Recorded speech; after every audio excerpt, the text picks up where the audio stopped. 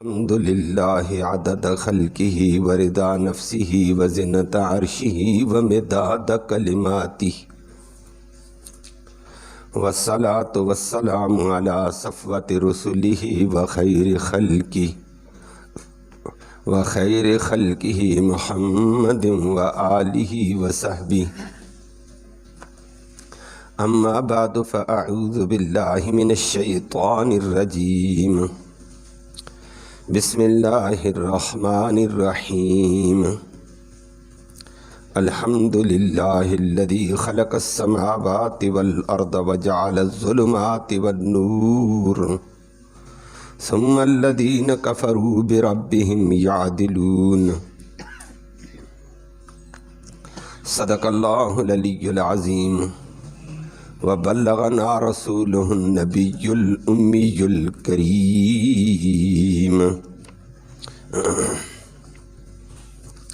قابل تکریم معزز سامعین کرام، سورۃ الانعام ہے۔ سورۃ الانعام کی ابتدائی آیت کریمہ ہے۔ اللہ رب العالمین نے سورۃ مقدسہ کے اندر عرب کے اندر پائے جانے والے بے شمار قسم کی غلط رسم، غلط طور طریقوں کی تردید فرمائی ہے، اور وہ تفصیلی طور پر ذکر آ رہا ہے۔ عرب کے اندر جہاں اور کئی قسم کے جرائم اور کئی قسم کی غلطیاں، بیماریاں تھیں، وہاں سب سے بڑی بیماری شرک کی تھی، اور بھی تھیں، لیکن بڑی بیماری شرک کی کہ اس شرک کی وجہ سے اللہ کے حق پہ ڈاکہ ڈالا جاتا ہے۔ باقی تو انسانوں پر ڈاکے ڈالے جاتے ہیں، لیکن شرک کرنے والا اللہ کے غیر کو، اللہ کے غیر سے مراد اللہ کا نبی ہے، اللہ کا ولی بھی ہے، بزرگ بھی ہیں، جنات بھی ہیں، ملائکہ بھی ہیں، اللہ کے غیر، اور اللہ کے غیر میں پتھر بھی ہیں، درخت بھی ہیں۔ ان ساری چیزوں کو لوگ اللہ کی صفات میں شامل کر دیتے تھے۔ جو صفت اللہ کی تھی ان چیزوں میں مانتے تھے، مخلوق میں۔ کوئی وہی صفت نبیوں میں مان لیتا تھا، کوئی وہی صفت ولیوں میں مان لیتا تھا، کوئی وہی صفت بزرگوں میں مان لیتا تھا، کوئی وہی صفت جنات میں مانتا تھا، کوئی اسی صفت کو ملائکہ کے اندر مان لیتا تھا، کوئی اسی صفت کو پتھروں میں مانتا تھا، درختوں میں مانتا تھا، اپنے بنائے ہوئے صنم میں مانتا تھا، بت میں مانتا تھا۔ اللہ رب العالمین نے محمد کریم صلی اللہ علیہ وسلم کو مبعوث کیا تو فرمایا کہ عرب کے اندر سب سے پہلے اس بیماری کا علاج کیا جائے اور اس کی سرعام تردید کی جائے کہ لوگ اس ظلم سے بچ جائیں۔ تو سورۃ انعام کے اندر اس شرک کے مرض کے اوپر بڑی تفصیلی بات ہوئی ہے۔ سورۃ انعام میں بھی ہے، سورۃ مائدہ میں بھی تھی، انعام میں بڑی تفصیل اس سے زیادہ بڑھ کر آئی ہے۔ تو جب اللہ کی صفات میں غیر کو شریک کیا جائے تو اللہ کی بے شمار صفات ہیں، اللہ ہی عالم الغیب ہے۔ کوئی کہہ دے کہ نبی بھی غیب جانتا، یہ اللہ کی صفت میں نبی کو شامل کیا ہے۔ غیب جاننے والا صرف اللہ ہے۔ نبیوں کو ضرورت کے مطابق اللہ اطلاع دیتا ہے، جو ضرورت ہوتی ہے اللہ نبیوں کو بتاتا ہے۔ نبی کریم صلی اللہ علیہ وسلم آگے امت کو بتا دیتے ہیں کہ مجھے اللہ نے یہ وحی بتائی، اس کام سے بچو، فلاں جگہ یہ کام ہوا، یہ غلط ہوا ہے۔ اور وہ اللہ رب العالمین ضرورت کے مطابق، قرآن لوح محفوظ میں تھا، اللہ نے ضرورت کے مطابق تھوڑا تھوڑا تھوڑا نبی کو بتایا ہے، نبی بھی جان گیا ہے۔ لیکن اللہ خود نبی فرماتے ہیں ما کنت، اللہ نے فرمایا ما کنت، نبی تو بھی نہیں جانتا تھا، انک لا تدری مل کتاب ولا الایمان، آپ کو بھی نہیں پتا تھا قرآن کیا ہے، ایمان کیا ہے۔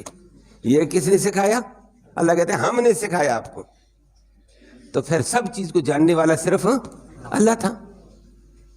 اب کوئی کہہ دے کہ بزرگ بھی یہ جان لیتے ہیں، نبی بھی جان لیتا ہے، فرشتوں کو یہ پتہ تھا، جنات بڑی چیزیں جانتے ہیں، غیب جانتے ہیں، جنات کو یہ پتہ ہوتا ہے، وہ پتہ ہوتا ہے۔ اللہ فرماتے ہیں یہ میری صفت میں کمزور مخلوق کو شامل کر کے یہ ڈاکہ ڈال رہے ہیں، زیادتی کرتے ہیں۔ تو اللہ کی صفات میں کوئی بھی اس کا شریک نہیں ہے، اور اللہ رب العالمین اس کا ذکر جا بجا کیا ہے اور فرما دیا ہے کہ غیب، زمین و آسمان کے غیب کو جاننے والا صرف اللہ ہے، صرف اللہ۔ ضرورت ہوتی تو اللہ اپنے پیغمبر کو عرش کی بھی خبریں دیتا ہے، جنت کی خبریں بھی دیتا ہے، جہنم کی خبریں بھی دیتا ہے۔ تو وہ خبر دی ہے اللہ نے۔ علم وہ ہوتا ہے کسی کی خبر دینے کی ضرورت نہ ہو، خود پتہ ہو۔ خود تو نبی کو نہیں پتا تھا، تبھی تو وحی کا سلسلہ چلا ہے۔ اللہ نے بتایا یہ بتا، یہ بتا، یہ بتا، اور پھر اللہ کے نبی کا پھر علم تو وسیع ہو گیا۔ یہ ہے تو علم کائنات میں سب سے زیادہ نبیوں کو علم ہوتا ہے، پھر نبیوں میں ہمارے نبی کریم صلی اللہ علیہ وسلم کو علم بڑا تھا، لیکن غیب کا علم نہیں تھا۔ غیب کا علم صرف اللہ کو ہے۔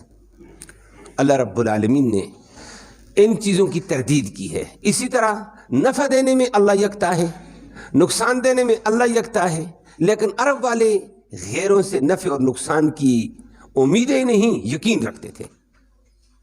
بت کو پوج کر کہتے تھے بت مجھے فائدہ دے گا، صنم کو پوج کر کہتے صنم مجھے یہ فائدہ دے گا، بزرگوں کی قبر پہ حاضر ہو کر کہتے تھے بزرگوں میری اس تقدیر کو بدل دے، یہ مجھے مراد پوری کر کے دے دے۔ بزرگوں سے مرادیں پوری کرنے، نفع پورے کرنے کا یقین بنایا ہوا تھا، اور یہ نفع دینا، نقصان دینا صرف اللہ کا کام تھا، لیکن وہ بزرگوں سے وابستہ ہو گئے تھے۔ اللہ نے ان باتوں کی تردید کے لیے سورۃ انعام کا نزول فرمایا اور بڑی تفصیل کے ساتھ ان چیزوں کی تردید فرمائی ہے، اور اس شرک کی بے خونی کی ہے اللہ رب العالمین نے۔ اللہ ہم سب کو بھی محفوظ فرمائے۔ لیکن یہ تو نبی کریم صلی اللہ علیہ وسلم کے دور میں تھا، قرآن نازل ہو کر سب حقیقت کھول گیا، غلط کو غلط کہہ گیا، صحیح کو صحیح کہہ گیا۔ اب قرآن نازل ہونے کے بعد بھی جو قرآن سے دور ہیں وہ بیچارے اسی ظلم میں ڈوبے ہوئے ہیں۔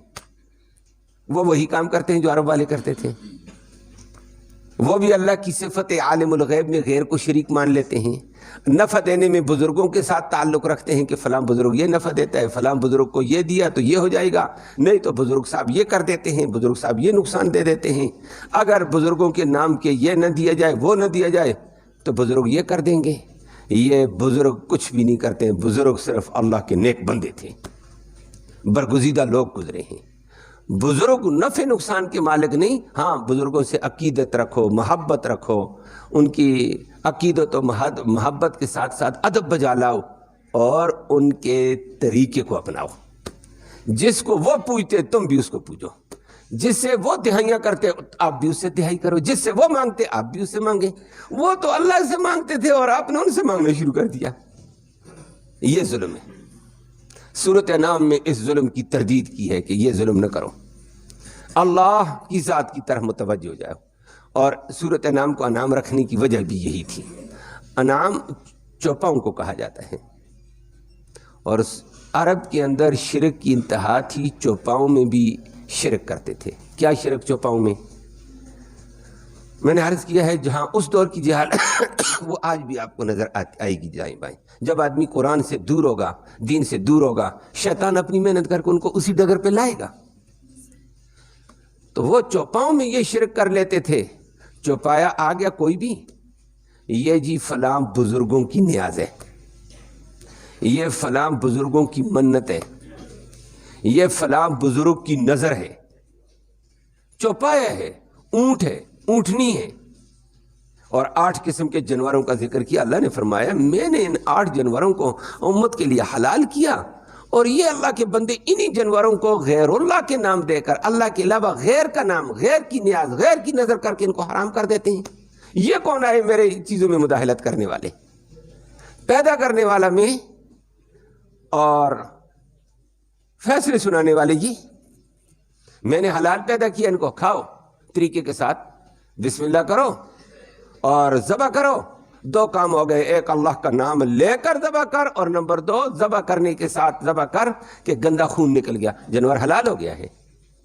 لیکن یہ خدا کے بندے فرمایا اسی جانور کو بجائے اللہ کا نام لینے کے غیر کے نام پر چھوڑ دیتے ہیں, غیر کی نظر کر دیتے ہیں. تو فرمایا یہ ظلم ہے.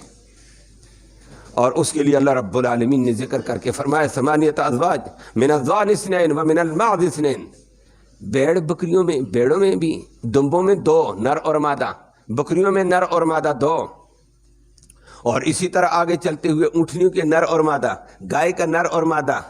اللہ نے فرمایا یہ تو میں نے حلال کیے ہوئے ہیں, اور یہ ان کو کیا کر دیتے ہیں, غیر کے نام کی کرتے. ومن الابل اثنین ومن البقر اثنین, اونٹوں میں سے 2 نر اور مادہ, گائے میں سے نر اور مادہ.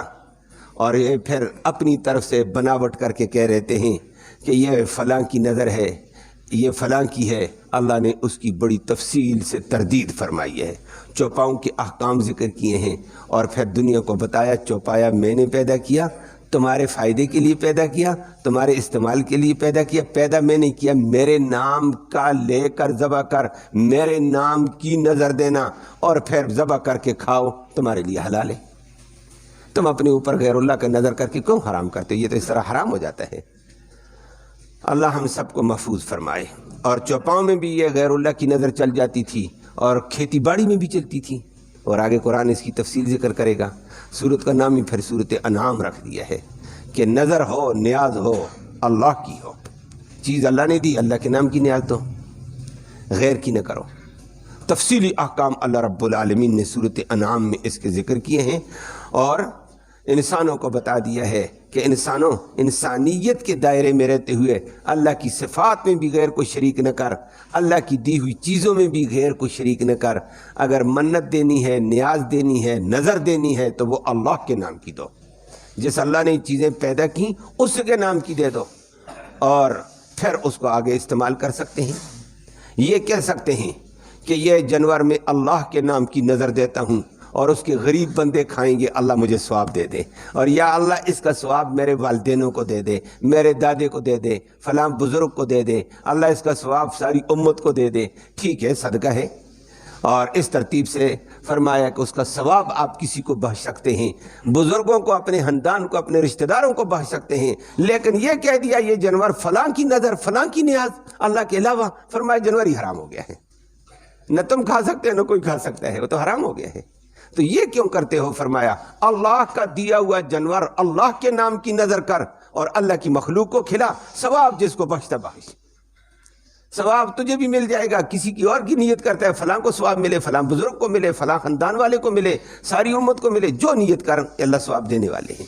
لیکن اللہ کے دیے ہوئے جانور کو اللہ کے نام سے ہٹ کر اگر دے دیا کسی کی نظر نیاز, ثواب بھی ختم, الٹا گناہ ہو گیا ہے, جانور حرام ہو گیا ہے.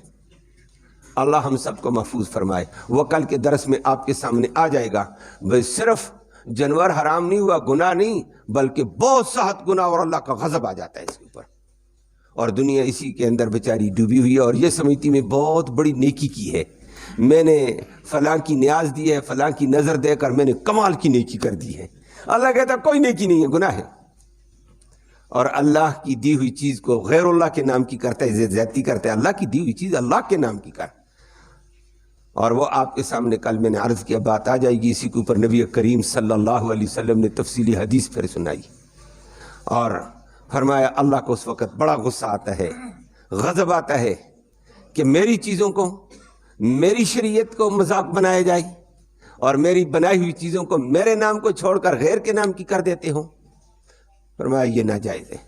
اسی لیے عرب والے لات صاحب کے نام پر نظر دے دیتے, اور یہ کر دیتے ہیں کہ لات صاحب خوش ہو جائے گا. لات صاحب خوش ہو کر پھر جناب من ہمارے کام ہو جائیں گے, وہ ہمارے کام کر دے گا, ہمارے کام کرا دے گا. اور اگر اس کی نیاز نہیں دی, کہتے لات صاحب رات کو لاتے مارے گا, نقصان دے دے گا. او خدا کے بندو, نفع دینے والا, نقصان دینے والا صرف اللہ ہے. اسی کو تفصیل کے ساتھ اس صورت میں بڑے جزیات اور بڑے تفصیل کے ساتھ صورت انعام میں بیان کیے ہیں. وہ آگے چلتے ہوئے درسوں میں رمضان کے موقع پر بھی کچھ باتیں آ جائیں گی. بقیہ درس انشاءاللہ صورت انعام کا تو پھر رمضان کے بعد تکمیل ہوگا. اللہ عمل کی توفیق نصیب فرمائے.